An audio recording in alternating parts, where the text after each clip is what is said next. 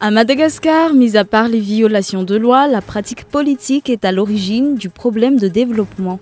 Face aux irrégularités effectuées par les dirigeants, la recherche à tout vent d'un consensus met à mal le pays, selon le parti politique Malagas Miramieng. Tous les responsables de la mise en place de la prochaine élection se sont déjà entretenus avec la CENI. La date de la descente aux urnes dépend entièrement du gouvernement, d'après cette commission. La contre-offensive des Européens face aux États-Unis, la guerre commerciale de Trump, les mesures de rétorsion européennes entrent en vigueur.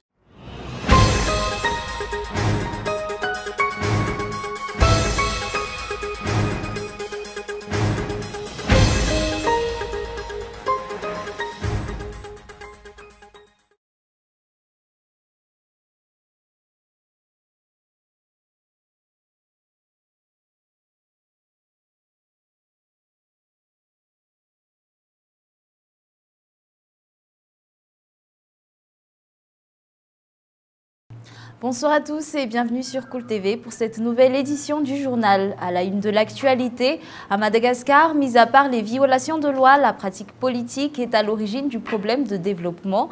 Face aux irrégularités effectuées par les dirigeants, la recherche à tout vent d'un consensus met à mal le pays selon le parti politique Malagas Miramieng. Reportage à Andra Arson. Tous les partis politiques qui constituent la plateforme politique Armada sont tous sur le même pied d'égalité. Aucun n'est considéré comme supérieur ou inférieur aux autres. Cette plateforme a été conçue dans le but de faire face à la prochaine élection, a annoncé le président du parti Malagas Miramieng. Je protège les intérêts du parti politique Malagas Miramieng, tout comme le parti Mapar, le parti Vert ou le parti Yarakisik défendraient leurs intérêts. Il n'y a aucun parti supérieur à un autre au sein de l'Armada. Les présidents de partis font place à des débats qui aboutissent à une décision politique. C'est de cette manière que nous avons décidé qu'au sein de l'Armada, nous allons soutenir un candidat unique et c'est ce qui se fera si aucun problème ne se présente. Mais cela ne signifie en aucune façon que le parti Malagas Miramieng va être dissous pour porter un nouveau nom. Chaque parti garde sa propre identité. Armada n'est qu'une plateforme. Toutefois, le parti Malagas Miramieng a sa propre opinion concernant la situation du pays. La crise qui a fait suite à la publication de la décision de la HCC du 25 mai dernier découle en partie du fait que la HCC ne veut pas confirmer l'existence ou non d'un accord politique et de l'idée qu'il y a des grands et des petits partis politiques. Depuis toujours, le parti politique Malagas Miramieng a toujours été prêt à affronter les élections et c'est encore le cas aujourd'hui. Les députés et les maires aux quatre coins de la Grande Île portant les couleurs de ce parti en sont la preuve.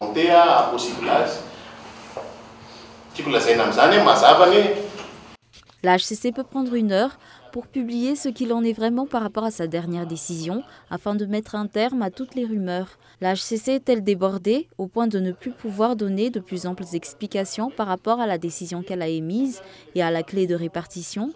Il n'y a pas de grands ou de petits partis selon moi. L'avenir de la nation ne se résume pas à cela. De plus, la démocratie nécessite le respect de la minorité.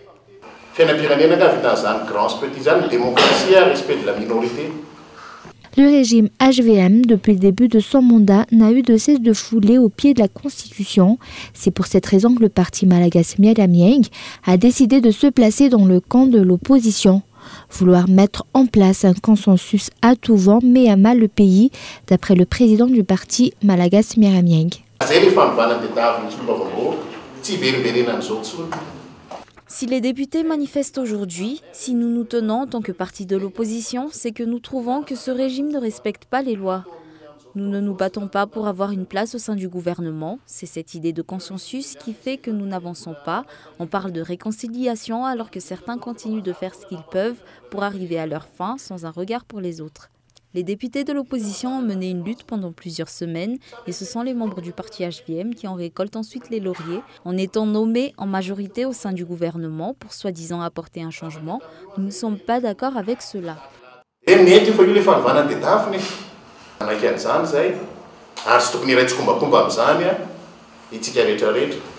Jusqu'ici, les rumeurs de l'existence d'un accord tiennent la route malgré ce que les présidents des partis concernés en disent. Le parti malagasy Miaramieng réclame ainsi que la HCC publie le contenu de cet accord et sa conformité à la décision qu'elle a émise le 25 mai dernier.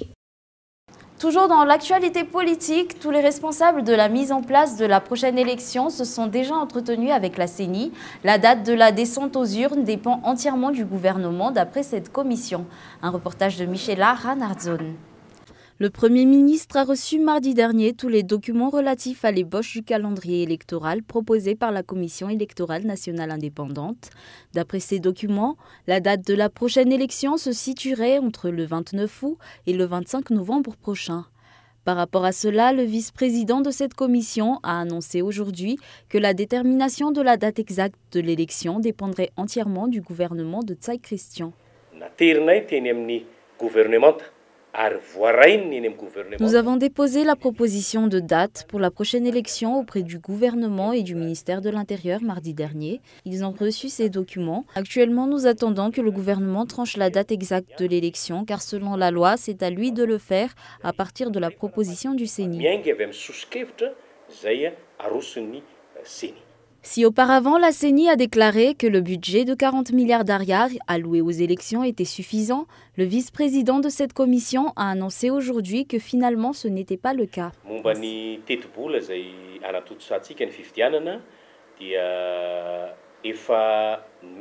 Concernant le budget alloué à l'élection, il y a les 40 milliards d'ariars prévus par la loi des finances, mais vu le nouveau code électoral, certains points de ce texte nécessitent de nouveaux besoins financiers. Sur le plan technique, la CENI est prête à faire face aux élections, mais il faut que le problème lié à l'équipement et au budget soit réglé.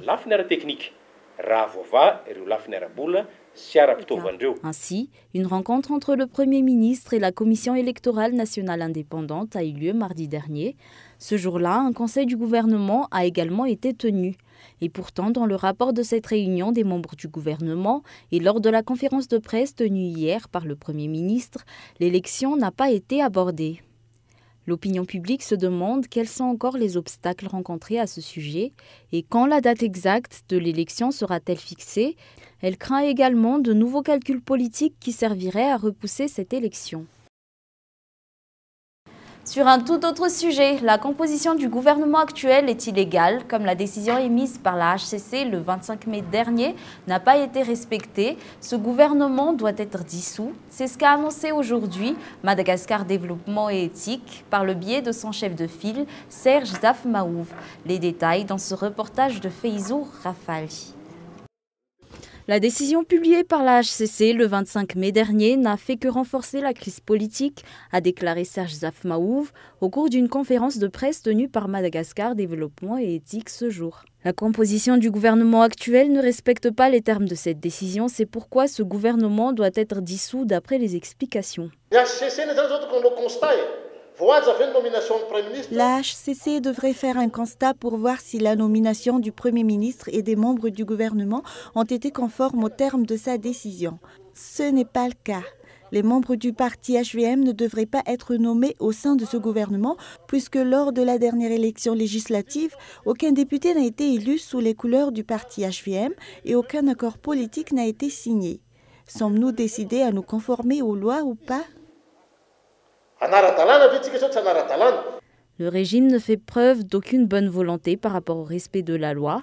Toujours d'après ses explications, il en est de même pour la juridiction dont la responsabilité est de veiller sur le respect de la Constitution. Pour rappel, l'article 54 de la Constitution et la décision numéro 11 publiée par le CES le 6 février 2014 renforce qu'aucun membre du parti HVM ne devrait être invité à faire partie de ce nouveau gouvernement puisque ce parti politique ne dispose d'aucun membre officiel au sein de l'Assemblée nationale. Le dénouement de la crise dépend des dirigeants selon les députés pour le changement. Pour demain, la manifestation sur la place du 13 mai va se renforcer, toujours d'après les députés. Ounassain. Le changement doit être radical, ont déclaré les députés sur la place du 13 mai. C'est l'unique solution pour la sortie de crise. Les dirigeants doivent donner l'exemple pour ramener le calme au pays.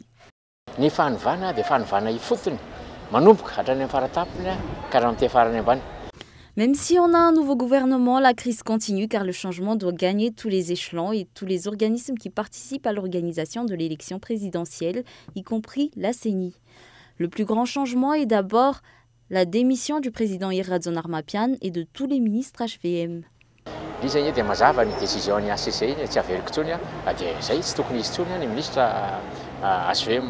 Aux quatre coins de l'île, les syndicats et les fonctionnaires continuent leurs revendications. Dans le cas du district d'Ampar à Faravoul, les enseignants dans le secteur public demandent qu'on refasse leur recrutement suite à des cas de corruption relevés au cours de la procédure de recrutement.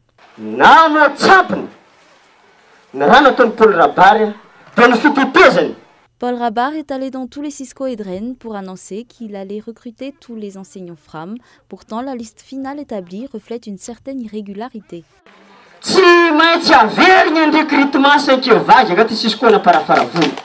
Les manifestations sur la place du 13 mai prendront de l'ampleur demain, vu que certains se sont servis de ce mouvement populaire pour leur intérêt personnel, ont déclaré les députés.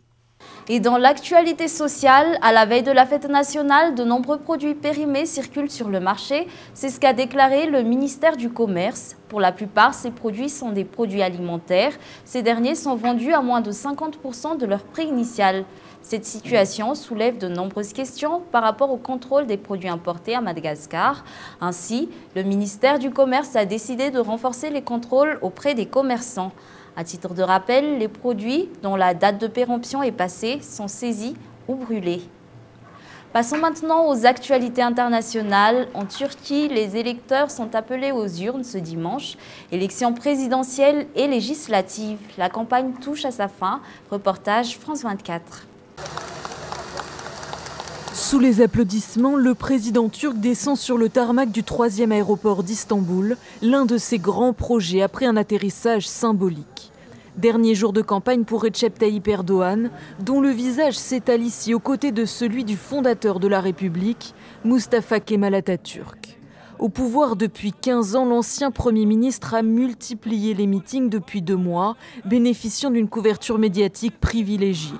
Dans le sud du pays, devant ses partisans, l'actuel chef de l'État défend son bilan en matière de lutte contre le terrorisme et le PKK. Pendant l'opération, les terroristes ont été pris la main dans le sac pendant que leurs chefs se rencontraient. Nous avons tué 35 de leurs représentants les plus importants. Dès que nous avons décidé quelque chose, nous l'avons fait. À Izmir, au bord de la mer Égée, flottent des centaines de milliers de drapeaux turcs. Les partisans du candidat de l'opposition, Muharrem İnce, sont venus nombreux applaudir ce député du Parti républicain du peuple, la révélation de cette campagne. İnce raille d'emblée son rival, dont il critique l'autoritarisme. Après toutes ces années au pouvoir, impossible de nommer un seul ami d'Erdoğan. C'est un homme fatigué, esseulé, un homme arrogant, qui n'a pas de respect pour son peuple. Bien que le président sortant soit le favori de cette élection, la popularité croissante de Muharrem İnce pourrait conduire à un second tour à l'élection présidentielle, et Erdoğan n'est pas non plus certain de conserver sa majorité au Parlement. La contre-offensive des Européens face aux États-Unis, la guerre commerciale de Trump, les mesures de rétorsion européennes entrent en vigueur. Les détails en images dans ce reportage de France 24. En riposte aux taxes imposées par Washington, l'Union européenne imposera des droits de douane sur 3,4 milliards de dollars d'exportations américaines. Une contre-offensive décidée au début du mois. L'Union européenne doit défendre ses intérêts. Cela ne signifie pas que les États-Unis ne sont pas nos plus proches partenaires, nos amis et nos alliés. Nous travaillons avec les États-Unis sur la plupart des problématiques liées à la sécurité ou à la diplomatie, et cela continuera. Parmi les secteurs visés par la hausse des droits de douane européens, 2 domaines clés de l'économie américaine. L'agriculture et l'alimentation tout d'abord, avec des produits tels que les haricots, le maïs, le riz, le jus d'orange, le bourbon, le beurre de cacahuète ou encore les cigares et les cigarettes. Deuxième secteur touché, celui des bateaux à voile, de plaisance et de sport et des motos. Pour l'Europe, plus qu'une riposte, un moyen de compenser les dommages causés à son industrie par Washington. L'Union européenne a exporté plus de 6 milliards d'euros de métaux vers les États-Unis en 2017. Elle subira désormais des taxes à hauteur de 25% sur l'acier et de 10% sur l'aluminium. Et la guerre commerciale ne fait que commencer. Donald Trump laisse entendre qu'il pourrait aussi taxer les importations d'automobiles européennes. Et avant de nous quitter, revenons brièvement sur les grands points de ce journal. À Madagascar, mis à part les violations de loi, la pratique politique est à l'origine du problème de développement. Face aux irrégularités effectuées par les dirigeants, la recherche à tout vent d'un consensus met à mal le pays, selon le parti Malagas Miramieng. Tous les responsables de la mise en place de la prochaine élection se sont déjà entretenus avec la CENI. La date de la descente aux urnes dépend entièrement du gouvernement, d'après cette commission. Et à l'international, la contre-offensive des Européens face aux États-Unis, la guerre commerciale de Trump, les mesures de rétorsion européennes entrent en vigueur. Sur le plan ciné, vous pourrez regarder ce soir sur Cool TV le film 500 jours ensemble, suivant tout de suite la bande-annonce. J'aime son sourire, j'aime ses cheveux, et j'aime me sentir bien avec elle. C'est comme si tout était possible. Je crois que c'est officiel. Je suis amoureux de Summer. C'est fini. L'amour n'est rien d'autre qu'un fantasme. Ouais, je crois que t'as tort. T'as passé un bon week-end? Trop cool. Elle a dit trop cool, en insistant bien sur cool. Donc en gros, elle dit qu'elle a passé tout le week-end au pieu avec un mec de sa salle de gym. Quand elle t'a salué, elle a dit salut ou elle a dit bonjour? Parce que si elle a dit salut, c'est forcément une lesbienne. Salut.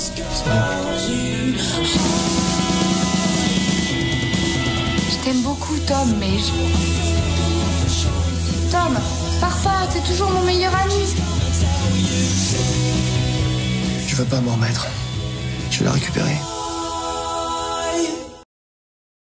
Et c'est la fin de ce journal. Nous vous remercions pour votre fidélité et vous souhaitons une bonne soirée et une excellente suite de programmes en compagnie de Cool TV.